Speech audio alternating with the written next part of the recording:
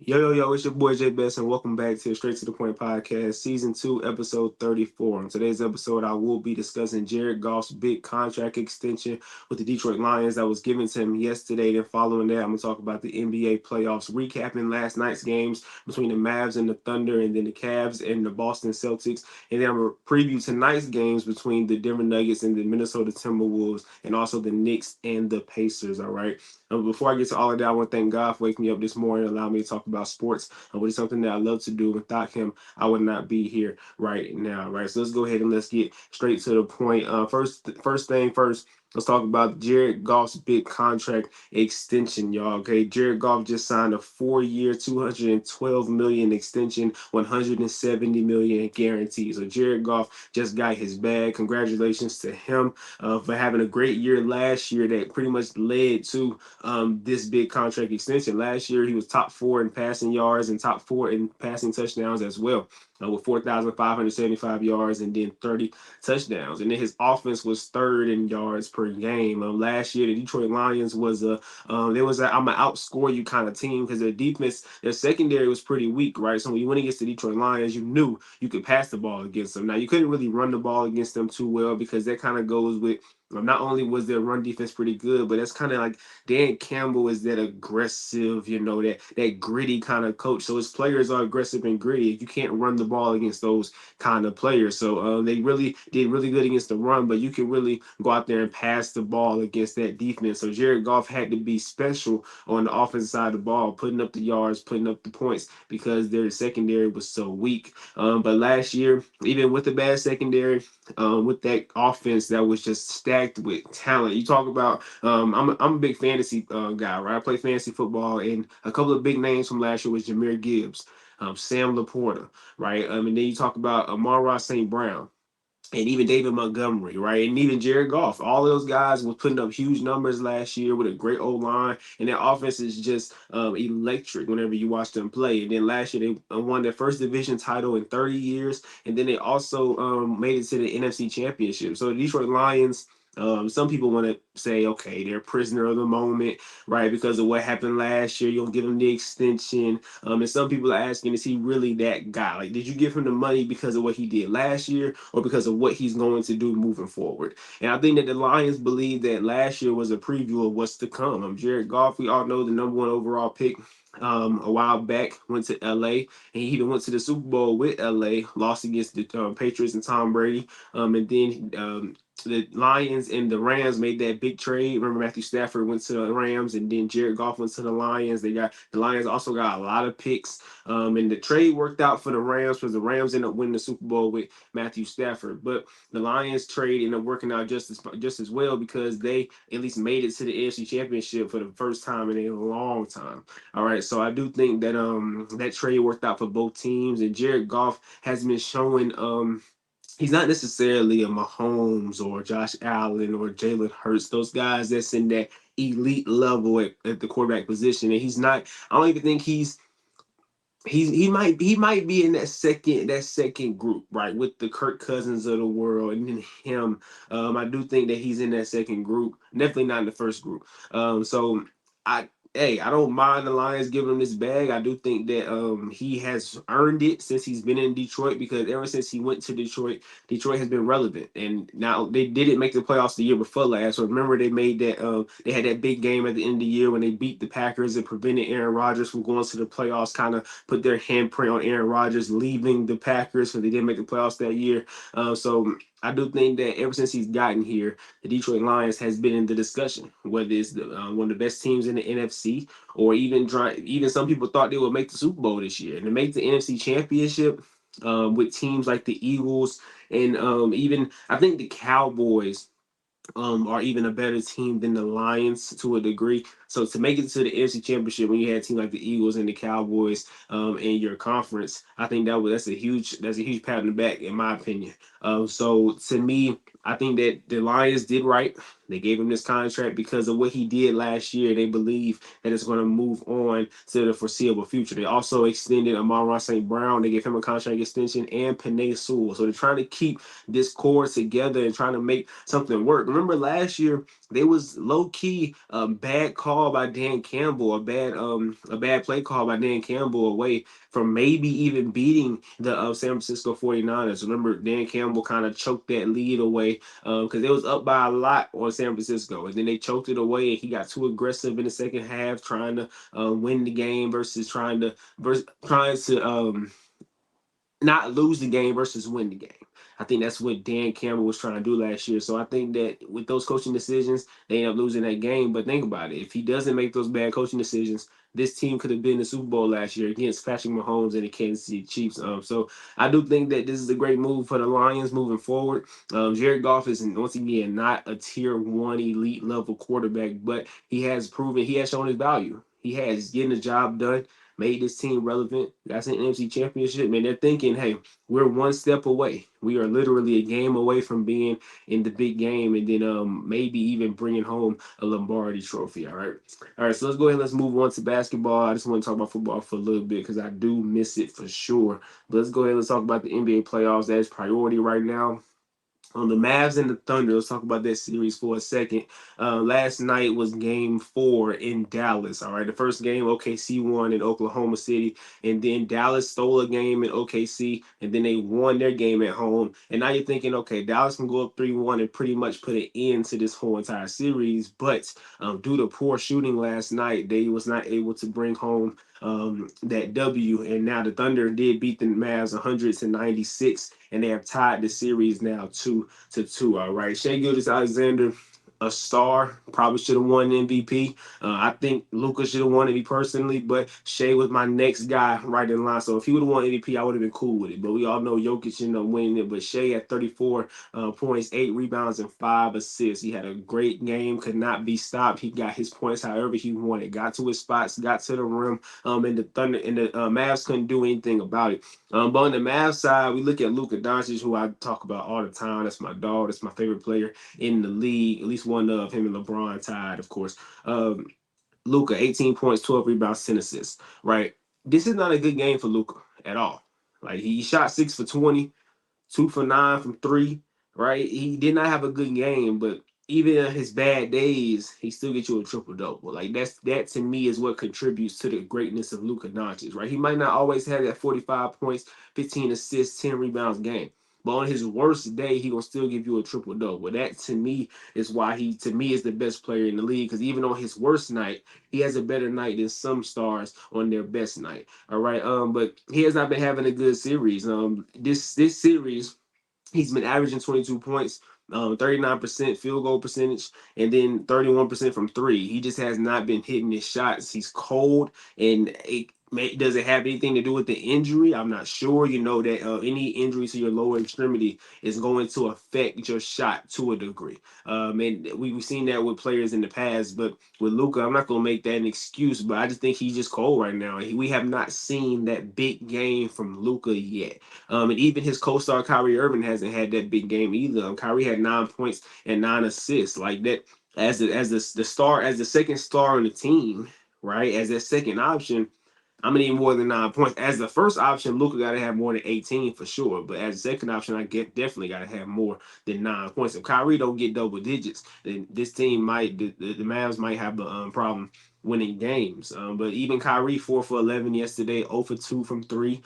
This series he's only averaging 15 points. Like Kyrie and Luka to me have not been playing to the level that we expect them to play, the level that we have seen them play in the past. So because they haven't, and the fact that the series is tied up, I'm very confident in the Mavericks. If you would have told me that Luka would have averaged 22 and Kyrie would have averaged 15 in a series, then I would have said it probably would get swept. It probably get swept, right?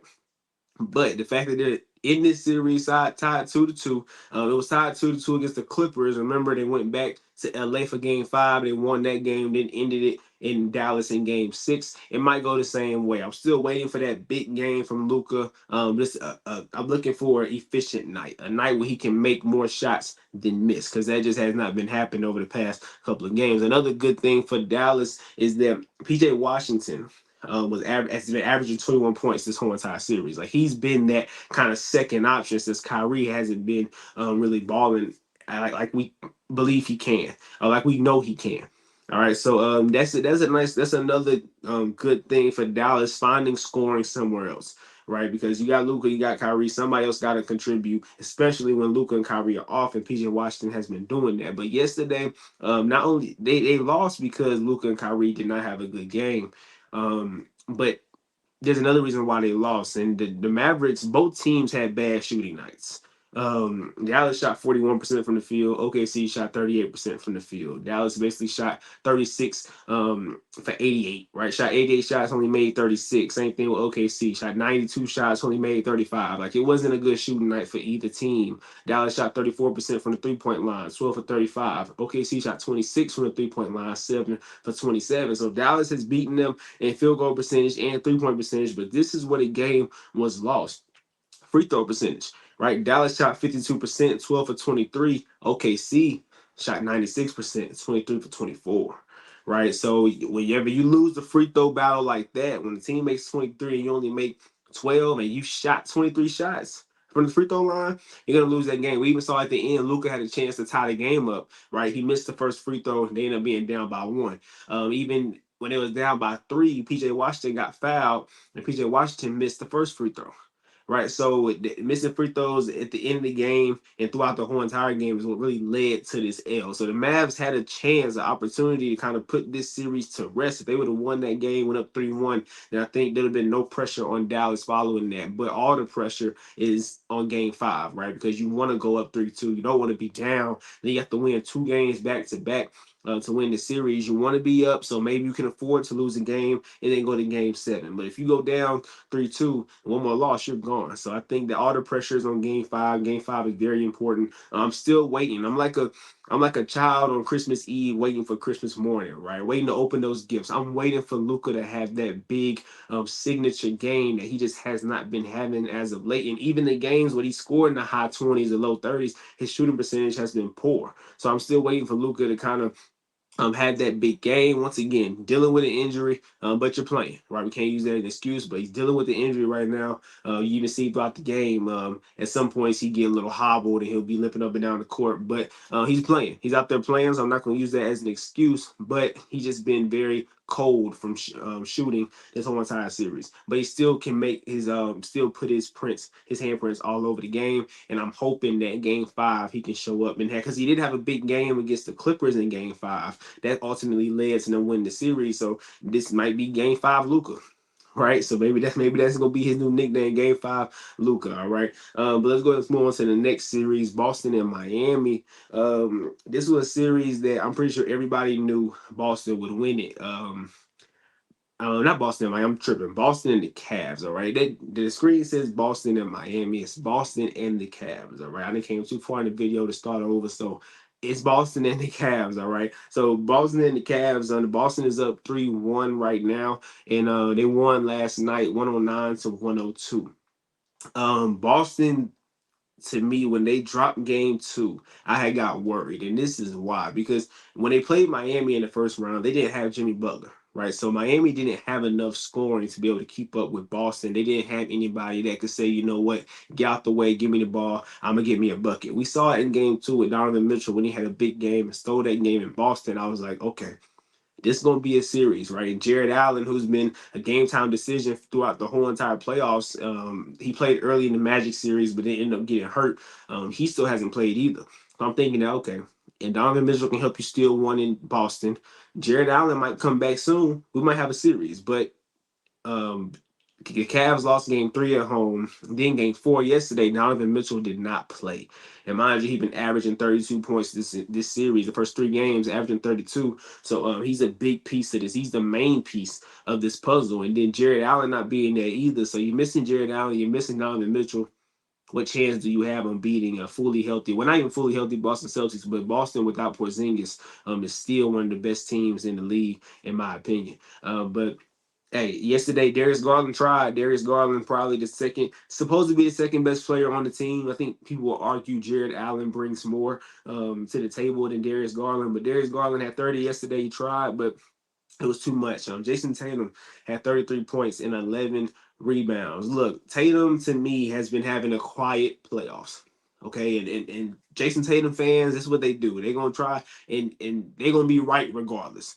Because throughout the regular season, Jason Tatum never had that big game that we all talked about. Like Jason Tatum didn't have a huge season that we anticipated on him on having. So Jason Tatum fans, you know what they say? He just coasting to the playoffs, right? He knows that people are judging him based on the amount of rings he gets. So that's all that matters. He don't coast to the playoffs. Then we get to the playoffs and he still doesn't have that big game yet. He was averaging, I believe, like 22 leading up to last night, and people saying, well, he don't need to put up that many points because he's on a really good team. Like regardless, they're gonna find a way to defend Jason Tatum. But last night and even in Game 3, he put up 30 plus points. That's what we expect, right? That's the expectation. Jason Tatum came into this league and set the bar high. So as fans, as analysts, as anybody, you expect him to play at that standard that he said. I mean, he said it's his fault. It's his fault you came into the league so hot, and now because you haven't played up to par, people have been forgetting about you. People have been saying you're not top five. People have been pretty much dogging out Jason Tatum. But over the past 2 games, he's played like we expect him to play, 30 plus points. That's what we've been expecting. So they was able to go up 3-1 on the Cavs. Once again, the Cavs, not Miami. And Game 5 is tomorrow in Boston. It's probably over with. I don't know if Donovan Mitchell is going to play, but even if he does play, I think that Boston has it on their mind. Look, let's end it now. Let's not take a chance on going back to Cleveland and something crazy happening. Now we in a Game 7 with Cleveland. Anything's possible. Versus doing all that, let's just go ahead and end it tomorrow in Boston. I do think that the Celtics will get the job done. All right. The next series tonight. So tonight's series, the big game for tonight, the Timberwolves and the Nuggets. All right. Hey, this series started off 2-0 for the Timberwolves. A weird series, right? The Timberwolves won both away games, both games in Denver. They start off the series 2-0. And then you can walk in here while I'm doing the podcast. I was halfway through. You know, come in now. You could have finished it. You might as well come in now. No, you might as well come in now. I did. You distracted me. The camera. You distracted me. It's over with now. Hey everybody. Ain't no hey everybody. You go really? Sorry. Really? Okay. It's what we're gonna do. Sorry. Wow. Do your podcast. I'm sorry. Wow. Y'all, that was my basically my sister. All right, the mother of my niece. Look, act like that didn't even happen. All right, act like it didn't even happen. It didn't happen, right? We're gonna keep on moving. Cause I'm not starting this video over. We're gonna keep on moving forward, all right? But look, the Timberwolves and the Nuggets. The Timberwolves went up 2-0. All right, and everybody was saying the Timberwolves gonna sweep the Nuggets, and the Timberwolves gonna go to the championship. We heard Stephen A. Smith come out and say it. We heard Charles Barkley say it. The Timberwolves, they ended up in Game 2. I remember I can't remember I talked about it. I made a video on my Instagram and I got into it with a couple people in my comments. Not really got into it, but we went back and forth because I was hearing people say that the Timberwolves are playing like a 90s defense. They look like they're playing in the 90s, right? And I kind of got bothered by that because I was like, okay, let's not give them too much credit. Like, they're a good defensive team, but really 90s defense, like relax. Because in that game, the Nuggets, the shooting percentage was terrible. In Game 2, they were shooting 35% from the field. And I came out and I said, I do believe that Denver is missing shots. They're missing shots that I saw them make in the Lakers series, right? Contested shots, not open shots. Even open shots they was missing, but contested shots, they was missing them, right? Compared to what they was doing against the Lakers. But everybody swerving down. The Timberwolves defense was just so aggressive and so much pressure on the Nuggets that they couldn't shoot well. So best believe in Game 4. I'm sorry, Game 5. No, I'm sorry, no, game 3. I'm tripping, Game 3. I'm talking about Game 2. Then in Game 3, all right, the Nuggets came out and shot 54% from the field in Minnesota. So if your defense was so great on the road, it should be even better at home. And the Nuggets came out there and shot 54%. In Game 4, they shot 57%. All right, so we got to sit here and now we have to look at it like, okay, the Nuggets was off the first 2 games. And now that they're on, they went to Minnesota and won 2 games. Like, for example, Game 2, Jamal Murray was 3 for 18 from the field. That is not going to happen. That's going to happen. It's not going to happen more times than not. Right, it's not going to happen 90% of the time. It might happen 10%, but it's not going to happen 90% of the time. And Jamal Murray in Game 3 went 11 for 21. That's more like it. In game four, he went 8 for 17. That's more like it. Right. So I just believe they was having bad shooting nights in my opinion, and I think that now that they had the good shooting nights, they got into a rhythm. Now the series tied 2-2. We're going back to Denver. I got Denver winning tonight, and then I might have the Timberwolves winning game six, and then we're going 7 games. But for everybody that said the Timberwolves are going to sweep the Nuggets, what happened? Right? Because you know why? Because y'all overreacted to game two. Y'all thought that was so. Oh, look at that defense by the Timberwolves. The defense was just swallowing the Nuggets, and then the Nuggets couldn't do anything. They were so pressured they couldn't get a rhythm. That's why everybody said the Timberwolves are going to sweep the Nuggets because y'all thought that was just great defense versus the Nuggets had a bad shooting night. Like let's just be honest, all right? Like it was contested shots, and them shots was contested the same way the Lakers contested them. Now, when it comes to on ball pressure, cool, but the shots was contested just like it was in round one, and best believe they was missing them. But in game three and four, they started making them, and now it's a tie series. I got the Nuggets winning tonight. I got Timberwolves probably gonna win game seven, and then Nuggets gonna go ahead and close this thing out in seven. All right, hey, try to tell y'all as usual. All right, but y'all don't want to listen to me. Y'all want to push back on what I'm saying. It's okay. I was right. Most of y'all was wrong. All right, but there was a couple people that was behind me that said, yeah, the Nuggets are just they're off right now, and we right. All right. The last thing I'm talking about tonight is the Pacers and the Knicks. That's also tonight, Game Five in New York. This series has been a head scratcher, right? It's been a weird series. It's been a I think if you love basketball, I think you've enjoyed this series maybe the most. Because in game one, first of all, these are two teams that are not necessarily. I don't look at either team as such a great. Like neither team is great to me, right? It's two pretty good teams that just play with full out effort. Like it's like the Knicks. That's what they pride themselves on, right? Getting all the loose balls, right? They get all the rebounds. They're an effort team. The Pacers are they run up and down the floor because it's just a bunch of effort. That's what it is. And in game one was the big Jalen Brunson game, 43 points, and Tyrese Halliburton has 6 points. When I came out and talked about it, Tyrese can't be shooting six shots having 6 points. That just can't happen. Then game two, Jalen Brunson and Dante DiVincenzo and Josh Hart, all three had 28 plus points. And when all three of them have 28 plus points, you're not going to win that game, right? So game two, they end up going up 2-0. Then they went to Indiana, and Indiana ended up scoring 56 points in the paint, right? And Tyrese Halliburton at 35 points. So the Pacers got whatever they wanted, right? 56 points in the paint. Halliburton at 35 points. So they end up being 2-1. The Knicks was up. Then game four, the Knicks shot 33% from the field, 34% from the field, and 18% from three. So they was just off and it ended up being a blowout. So tonight it's been a home team win kind of vibe, and I do think that tonight the Knicks are going to win because I do think the reason why they lost game three and four is because DiVincenzo and Josh Hart fell off bad. Like they was playing nowhere near how they played in game two with the 28 plus points for both of them. So tonight I do see DiVincenzo and Josh Hart getting back in the rhythm, especially at home in the Garden, and I do think that they're going to go up 3-2. The Pacers gonna win at home, and then we're gonna go ahead and have a big game seven in New York to see who goes to face the Boston Celtics. So I do think that this series, once again, if you're a basketball lover, you're probably gonna like this series because this is a series where you can't really say who's gonna win. Like with the Boston and the Cavs series, you can kind of predict. Okay, going into that series, we knew Boston was probably gonna win. The Nuggets and Timberwolves series, for some reason, everybody jumped on the Minnesota train, but if you was a real mind, if you had a real mind of basketball, you knew Denver was the better team. They're probably gonna win that one, right? And then you look at the Mavs and the Thunder series. The Mavs probably gonna win it because the Thunder's so young, right? And I think the Mavs are a better team, anyways, because of Luca and Kyrie, what they can bring to the table versus you just going to get Shea and Jalen Williams and Chet Holmgren. They're pretty good, but when you look at Luca and Kyrie, what they bring to the table, you think they're going to be able to outscore the Thunder. But then with this series, there was no. I don't think people went out and just said the Knicks were going to win this series like that, like wholeheartedly, because the Knicks, even last series, I picked the 76ers to win.